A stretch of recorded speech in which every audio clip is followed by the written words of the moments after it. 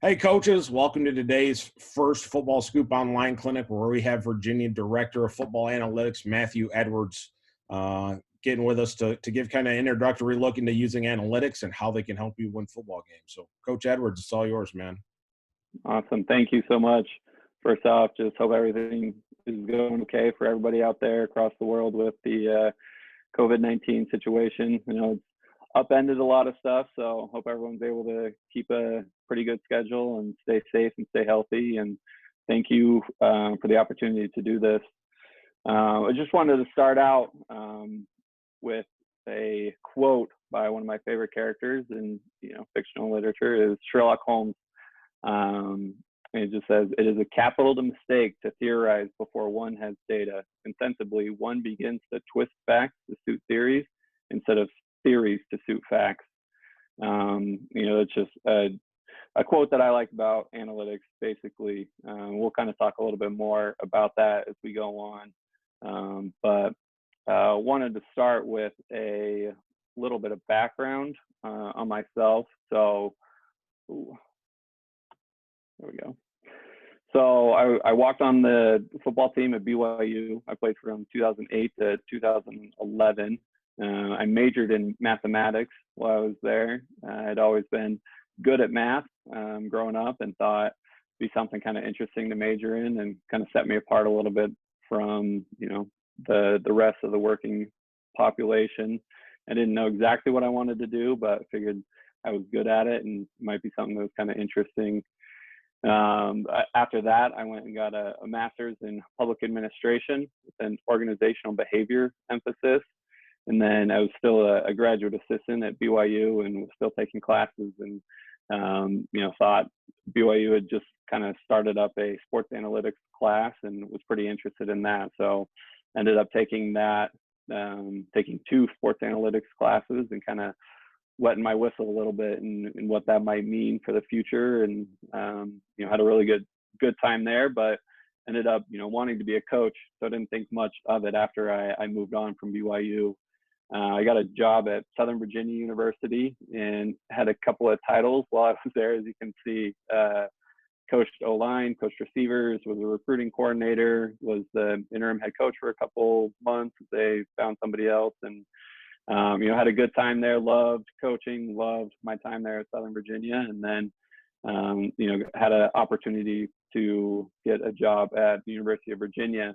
Started out as an analyst, and that, as coaches know, can mean a whole lot of different things. But with my background in math and sports analytics, I decided I wanted to take that into a kind of a analytics focus as part of my analyst role. And Coach Mendenhall, I'm lucky, is really into data and numbers and having things to back up all types of decisions that he makes. And so he was all for it and has given me a lot of room to kind of grow in what I think this might be for the University of Virginia and for our football program. So it's a little bit about my background, but diving in, first off, what is analytics? So for me, I love this definition. It comes from a book that I referenced a couple of times, and I think is an amazing book to read, written by Ben Alamar. It's called Sports Analytics, A Guide for Coaches, Managers, and Other Decision Makers. I read this I think it was as part of my sports analytics class, and I loved it. There was a lot of great information there, and like it says, it's written for coaches and people that are making decisions. So I think it's a great book, but he has a really good definition of what sports analytics is, because that's a question I get a lot from coaches and from other people, is what, analytics, what does that mean? What do you do? And so he defines it as the management of structured historical data, the application of predictive analytic models that utilize that data and enable them to help their organizations in gaining a competitive advantage on the field of play. So you can see the underlying parts, historical data. So taking a look back at what has happened. I think everybody on here has done that to some degree, right? With self-scout and looking at opponents, what has happened in the past. So that, shouldn't be new at all to anybody who's there thinking about this. The application of that data into different models and how to utilize that data is really the next step. And why do we use analytics to help gain a competitive advantage? And I think that it has definitely been a competitive advantage for us here at UVA. And I think that's really the point of doing anything, right? You want to have a competitive advantage over who you're playing against. And he gives two goals of what sports analytics can be. So the first one, save the decision maker time. And I think that's huge, right? The goal of analytics is not to give you more things than you can handle and say, oh, well, look at this also. You use it so you can actually save time. You don't have to worry about a bunch of different things. You can just get information that will help make decisions quicker. And then the goal number two is to provide decision makers with novel insight. This is more than just a analysis of what your team did or has done, or a quick kind of breakdown of your opponents. It's something that's deeper and can mean more than just hey, we on this play we were 50% efficient and had 6 yards per play. That's a good kind of start, but it's not really all that novel. Like what else is out there that can really be something that another team doesn't have, something that can give you like it says, a competitive advantage. Kind of keep going. So like I mentioned, with making this data work for you and make it be a something that can help you be more efficient and make decisions quicker. It says here, information it's a source of learning, but unless it's organized, processed, and available to the right people in a format for decision making, it is a burden, not a benefit. So for me, I spend a lot of time looking through just tons and tons of data, and thinking of what can this data tell me about a specific team or about a specific type of game, or looking at how in depth I get with the data. I look at a bunch of stuff, but I don't pass anything on to our assistant coaches or our head coach unless it is something that I think can be actionable. So for me, that's one of the biggest things, is you want to have actionable data that you can actually use. If it's some cool stat or something that seems pretty interesting, but is not actually going to be usable on game day, then I think to me, it's worthless. It doesn't really mean anything. I follow a lot of people that talk about analytics and things on Twitter, and there's a lot of really cool things that are done out there that I think, man, that's so neat, that's so interesting. But then I bring it back to, but can I actually use that on game day? Will that benefit our team, Saturdays when we're playing? And if it's not, then I just have to think, man, that's cool, good for them. They did some pretty cool research, did some really cool things, but it's not going to be for our team. So here it continues. So basically, when you're wanting to implement a analytics focus, and what does that mean? I think there are a couple of different principles that work here. So you get 5 basic principles. So know the foundation. So basically know, what your data is, what your information is, what you have to work with. The next one is think big. The amount of research and things that can be learned and gained from analytics is huge and can be, really wide reaching and can have major impacts. So really don't, I think it's easy to give a very specific thought or goal of what you want to do, but this thing can be huge for how it can affect your program. Think organizationally. So for us, I like to, kind of divvy up what I think analytics can be into a couple of different areas. There's recruiting analytics, there's analytics for game day specifically and football related data. There's analytics focused on, how your players are doing out on the field, how player wellness types of things. And so there's more than just kind of one way to use analytics with your team. And if you have an organizational focus, you can really broaden the scope of what analytics can do for your team. Define the goals is number 4. And so I think that's huge. just like in anything, if you tell a football player to get out on the field and practice, that's good. They'll probably get better. But if you give them specific goals on what they need to do, what they need to improve on, practice will be that much more effective. And the same thing with, like I said, with anything in your organization, both analytics. If you have goal specific of, hey, we want to accomplish this and this and this, it's going to be way more effective and be, more beneficial to your program. Then the last one I think is something that people have a big issue with is have no fear. I understand that at times analytics can be scary as far as, maybe you don't understand all the numbers behind things or how models are made, or, it has capabilities to help make decisions on game day. And, maybe it's a little bit of a scary decision or something that you're not used to, or something that's going to be a bit of a change. The goal is to help and push a program forward. Like I mentioned, there are lots of things that are like this, but if you're able to have no fear and go forward with that, then it has a much better chance of impacting your program for the better. So to me, what I think of in football analytics is we're now going to start talking about specifically on field and game day type things. There is a football analyst writer that works for ESPN now named Bill Connolly, and he has what he says are 5 factors. So these are the 5 most important things that go into winning in college football specifically. And you can see them, they're listed there, but explosiveness, and I know a lot of people have different definitions for explosiveness. What's an explosive play? Some people use 15-yard plays. Some people use 12 yards on runs, 15 on passes, some it's 20. I think the idea is about the same. You want to have big chunk plays offensively, and defensively, you want to stop those. And then I list a couple of other ways you can look at it. Something called expected points added, and another thing called win probability added.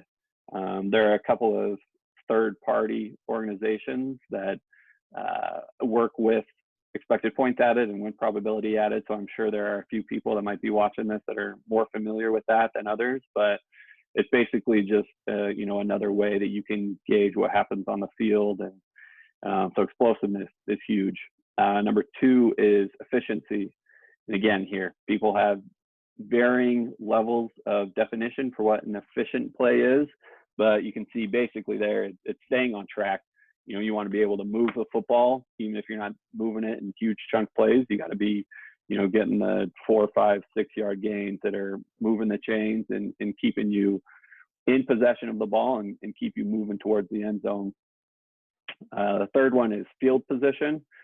So, there it says hidden yardage. Everyone can look at the end of the game and say, oh, well, we had 450 yards offensively and they had 425. You think, man, we really, we beat them there, but not a ton. You look at field position, if you start, let's say 5 yards closer than your opponent, there are average, 12, 13 drives in a game. That's 60 yards more than your opponent has. That's a huge difference. So it's not yardage that you have to move the ball necessarily, but it's yardage, right? You're closer than them to the end zone. That's what you want to do. Next thing is finishing drives. I think this is, you can see in the parentheses there, field goals or failures. Sorry, special teams coaches out there. I don't mean to hurt anybody's feelings, but you get down there in the red zone, you want to score touchdowns. You kick a field goal. As a defensive coach, if you're down in the red zone and the opponent kicks a field goal, it's a victory, right? You don't want them scoring a touchdown.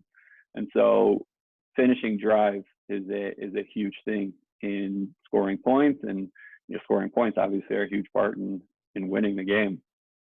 And the last factor is turnovers. If you take the ball away from the opponent, they can't score, right? They no longer are able to move the ball closer to the end zone. And so you take a look at those 5 things, that really takes into account a lot of things that go into a football game, offensively, defensively, special teams, right? With field position, a huge part of that is special teams, right? You start with the football way more often after a special teams play than after an offensive or defensive play, right? Whether it's a kick return or a punt return, way more than a turnover or a turnover on downs. And so special teams plays a huge part in there. And then in finishing drives, you don't want to kick a field goal, but say it's, you start first and goal on your 1 and a couple things happen and you're now 4th and goal from your 20, you're probably going to kick a field goal there, and you want to get points while you're down there, even if it's not, the 7 points that you want. So, those factors right there, if you don't take anything else away from this, those things are huge ways to, look at football analytics and things to focus on as you're kind of setting up. Hey, we want to have more analytics focus with our offense and defense, and you can use these to set specific goals. So whether it's, hey, we want to have 6 explosive plays a game, or, we set a metric for efficiency offensively, we want to be 55% efficient. Defensively, we want to cause 3 turnovers, whatever it is. Like, these can be great opportunities to use numbers and data to back up goals, instead of just kind of setting up goals out of the blue of, hey, we want to be, just from experience, maybe, these are our opportunities to be more dialed into what truly goes into scoring offensively. That's the main point, right? When you have the ball offensively, you want to score. Defensively, you do not want them to score. So these things really go into play there. Another thing you want to do is look at specific things and how they deal with your program. If you are an air raid offense, you're throwing the ball 70% of the time. It's a lot different than if you're an option offense, Navy, Army, Air Force, where you're running the ball 85% of the time. It's good and important to know what's happening across college football. And it's also important to know what happened with your team this last year, and then with your team or teams like your team. You can look at, like I mentioned, option offenses. They can look at how their team, how the other teams that run option look, how they did, and use that to look at some important stats. So this is a kind of a win-loss breakdown of the most important stats that go into winning and losing. To kind of protect Coach Mendenhall and things like that. I've taken out the specific stats that we look at.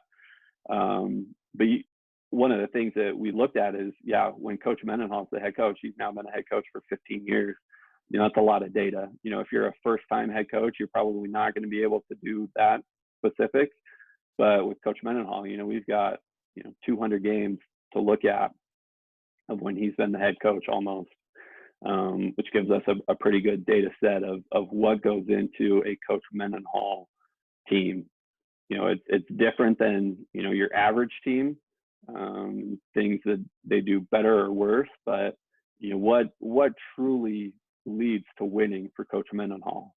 And then looked at it across all college football. That gives you a good basis of what is happening out there in the world. And then I looked at it from this past year for us, when we accomplished that stat or that goal on the left side that you guys can't see, and then when we didn't. So those top 4, I think you can see, are our pillars. We have team pillars that are our goals, that have been goals for a couple of years now for Coach Mendenhall, and we're always tweaking them based on what's happening, data wise. This is a study I've done at the end of each year. I've looked at it and said, okay, Coach, we have these pillars that are our goals. We 2 years ago, I think it was, we had a pillar that was not as predictive, and I went through the data, went through coach's data, and found a pillar that I thought we should replace it with, that I think this is more predictive. This is going to be a better thing for us to focus on if we want to, truly focus on things that lead to wins and losses. And so took that information to Coach Mendenhall, and he, went along with it. And so we replaced one of our pillars. So it's important to, not only have an initial good study of what you think is going to be beneficial and what's going on, but being able to take that look at it again and again and update it based off of what's happening, not just this year, but across multiple years, and truly have a good thing to focus on as you set up goals for your whole team, and then offensive and defensive goals and special teams goals. So this is just kind of a look at a report that takes into account those different things that I was talking about. So here are a few suggestions as you're starting up. I get a lot of time from coaches that are just starting out, and what are things that I can do to have more of an analytics focus. So I referenced the sports analytics book earlier, and so 2 book suggestions. I know people love books about leadership and building a better team and football and things like that, but here are 2 really good book suggestions about analytics. The first one, like I mentioned, it's a guide specifically for coaches about sports analytics, and so it goes into how you can build an analytics team, what that might mean, ways to look at different things, and it's really well written, and it's maybe 180 pages. It's not too bad. The next one is a book by Bill Connelly, the author who I referenced his 5 factors. It's called Study Hall: College Football, Its Stats and Its Stories, and it's a really easy read. The first 50, 60 pages are kind of stories about college football. It's a fun read, and then the last little bit gets into more of analytics and different ways to look at specific things, and dives a little bit more into those 5 factors that I brought up. So those are ways that you yourself can learn about analytics. There are third-party companies out there, so I'm sure a lot of people have heard of Championship Analytics.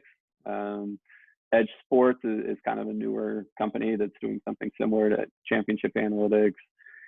There's a company, Sports Source Analytics, that has data and information that they sell. Pro Football Focus has data and information. And so there are a lot of companies out there that can be beneficial. I think each does something a little bit different. And so I don't think it's really my place here to say which one is, quote, better or worse, or, it just depends on what you want to use it for. But there are companies out there that can give you more analytic information and more, basic things that would be beneficial without you doing a lot of work. And then the last thing I think is, and can be really beneficial, is find student help. We're all at universities or high schools even that have students who are really, really interested in sports analytics.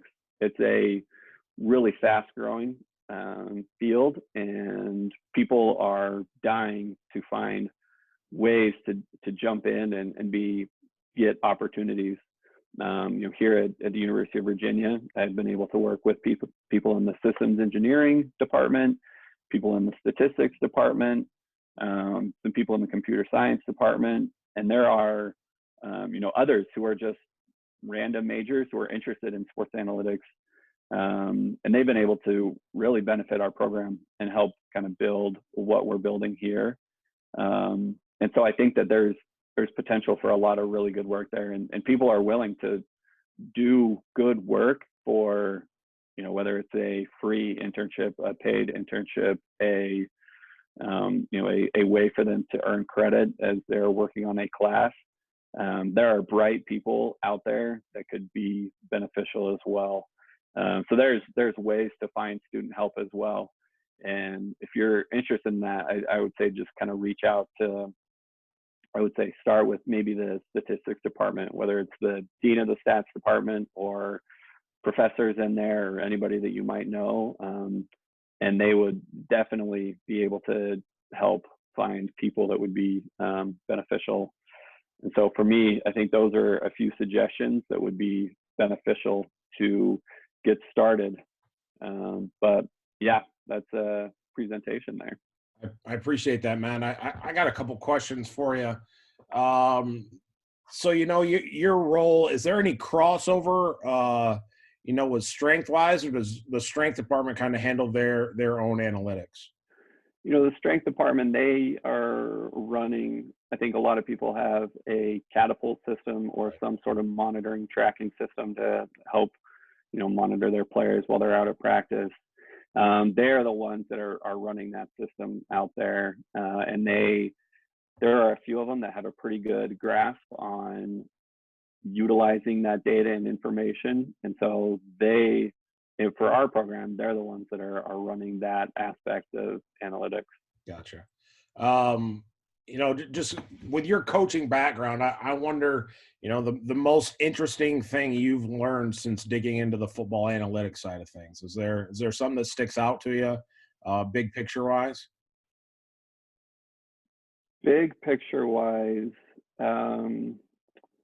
I think I mentioned it when I was talking, but whenever I look into data or information, I always think can this be beneficial on Saturday or game day? And I think, yeah, a lot of that is probably from my background in coaching, right? I don't want to, I love stats. I love looking into stuff, but with my background, if it's not going to help us win a game, then, I don't think it really means anything.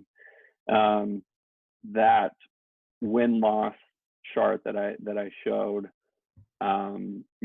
I mentioned about 2 years ago, I took a stat to Coach Mendenhall.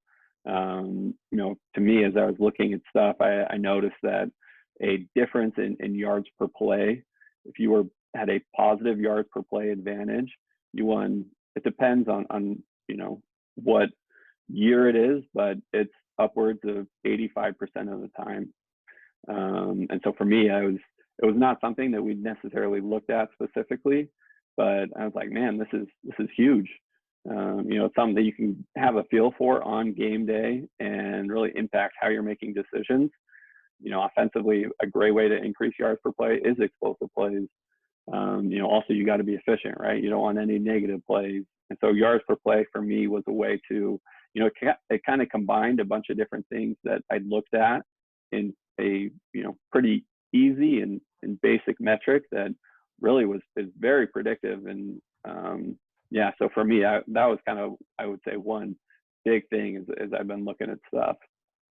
The other thing I kind of thought about as you're going through stuff is, I think there's a lot of coaching myths out there that, we've all heard since, our dads or grandfathers were playing or coaching. One of those that comes to mind is, the importance of ending every drive with a kick, whether that's a punt and while there is some value in that, I'm just wondering if there's any coaching myths that you've kind of, disproven through a look of analytics.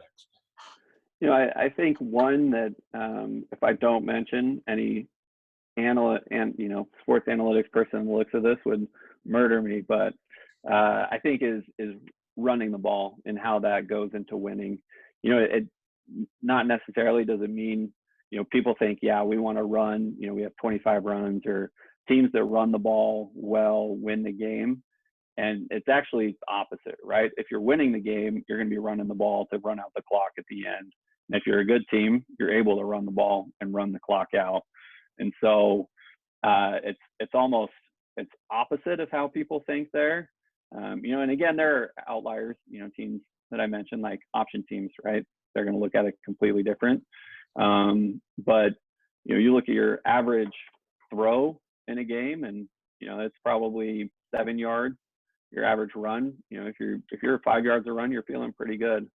So you just look at those two numbers and yeah, it's better to throw the ball, right? You move the ball faster, you move the ball quicker and better. And so I think that, whether it's Mike Leach or old school BYU days, I think throwing the ball is, way more effective than running the ball.